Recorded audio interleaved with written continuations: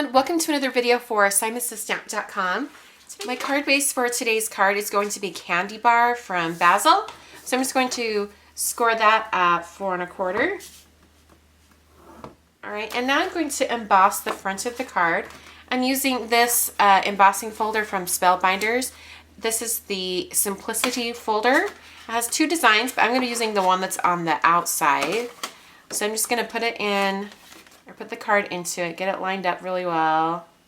And I'm only going to be embossing about 1/3 onto the card front. So I'm going to show you how I do that. When you're using an embossabilities folder, because it's thicker than the usual embossing folder, you actually put it straight down onto no tabs. And then you put your clear plate down. And I'm only going to bring the clear plate over. You can see this, it ends right here. That's about how far I want it to come onto the card front. So that's all I'm going to put down on that. So now I'm going to put it through my Big Shot machine.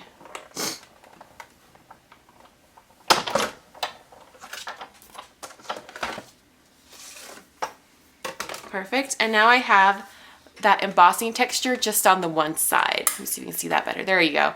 I just have it on that one side. Looks like I didn't get it quite on there far enough, so I'm going to go ahead and trim this down. It's just going to be a little bit shorter than 5 1/2, probably like 5 1/4. That's the size of the card front. I'm going to be using two different dies from Memory Box today. The first one is, let me grab it right here, is the Cecilia Flower Outline. I'm going to go ahead and cut that out of some Solar White cardstock from Nina. And then I'm also using this A Little Thanks die, also from Memory Box. And just to make sure it cuts all the way through, once I have it all the way through the center area, which is where it presses in, I'm going to go ahead and reverse and go back the other direction without taking it out of the machine. And that's just going to help get a little bit of a better cut. Okay, so if your die cut doesn't go all the way through like mine didn't, just in one little area, you can go ahead and just put it through your die cutting machine one more time. I use a little bit of washi tape, you can see it on the back here, to help hold that in place over the die in the exact spot where it was.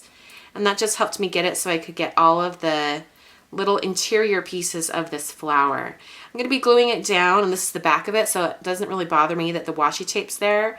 But I am going to try to peel off as much as I can. It's a really delicate little die cut, so I have to be careful, but I think it'll be worth it because then I'll make sure that it's adhered down to the card front really well. All right, now I'm going to take these two die cuts. I'm going to put down a craft sheet here, and I'm going to be painting them with some Tim Holtz Distress Paint in the color Brushed Pewter.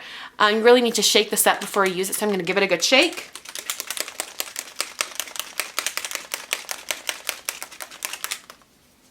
All right, and now I'm just going to pounce the color onto the die cut. I really want that silver to show up. All right, and after I have that pounced on there, I'm going to go ahead and use my X-Acto knife just to pick them up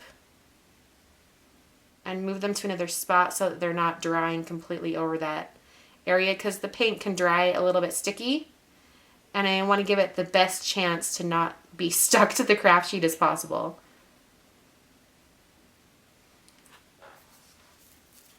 I'm going to hold up my craft sheet here so it's away from my mat underneath, because that's not heat resistant. I'm going to go ahead and just dry this a little bit with my heat tool.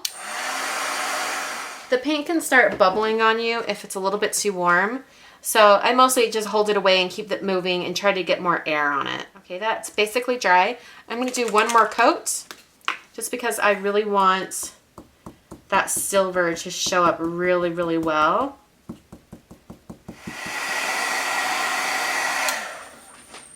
Okay, they're dry. They're still a little bit sticky, a little tacky, because they are an acrylic paint, but they're dry enough to start working with now.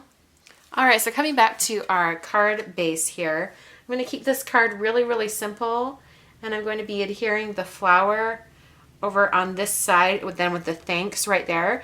So I'm going to go ahead and turn the flower over and apply a lot of adhesive. I'll just use this as some scratch paper, just in case something's not completely dry. And as I apply glue to this, I'm mostly getting like the the tips of the flower, and then I'll get the interior. All right, and I'm just going to apply this right here. Just press it down really lightly. Just want to get all those little glue points. The thing that's nice about using Tombow Mono Multi-Glue for this is that it dries clear. So even if I have a couple spots, which I do, with a little bit of glue oozing out, it's a clear glue, so it's not going to show up too much. Got a little spot under a leaf here that doesn't want to adhere. I don't think I got enough glue on there. So I'm going to put just a little bit of glue on the tip of this cardstock here. And then I'm going to come and put it right underneath and just let it kind of touch that edge. And then adhere it down. I'm going to hold it down a little bit so it stays. And then that should be down permanently. All right, and this thanks is going to go right down here at the bottom.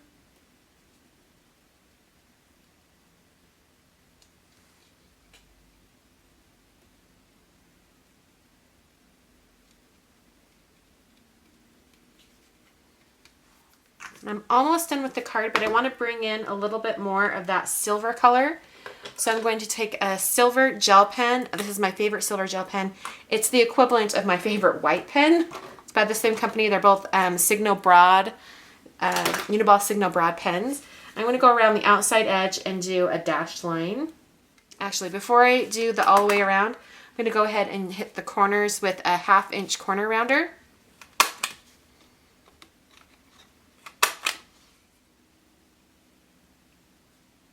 All right, so there's the card. I'm going to turn this off so you can see the embossing a little bit better, so you can see how that design turned out. So that's the finished card for today.